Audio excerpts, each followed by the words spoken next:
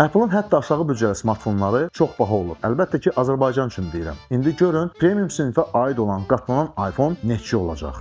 Deyəsən iPhone 16 Pro Max-dan 2 dəfə baha olacaq. Uzun müddətdir ki, Apple-ın gələn ilin əvvəlində satışa çıxarılacağı gözlənilən qatlanan iPhone üzərində işlədiyi barədə infozuntular var. Bundan əlavə Tim Long device'ın ABŞ-da $2300 başa gələcəyini deyir. Qiymətləndirmə onun Asiya səfərindən sonra aparıldı.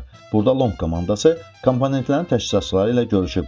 Onlar həmçinin 2026-cı ilin sonu, 2027-ci ilin əvvəlində ehtimal olunan işə salma pəncərəsini göstəriblər. Kontekst üçün bu, iPhone 16 Pro Max-ın $1199-dan başlanğıc qiymətindən təxminən 2 dəfə çoxdur. Bu ayın əvvəlində başqa bir analitik Minçekoda qatlanan iPhone-un qiymətinin $2000-2500 aralığında olacağını proqnozlaşdırıb. Ko'nun sözlərinə görə iPhone Fold 7.8 inçlik qatlanan ekran, 5.5 inçlik xarici displey, ikili arxa kamera, Touch ID-li power düyməsi və yüksək sıxlıqlı batareyaya sahib olacaq. Çox güman ki, Apple-ın qatlanan device'ları planları haqqında daha ətraflı məlumatları tezliklə öyrənəcəyik.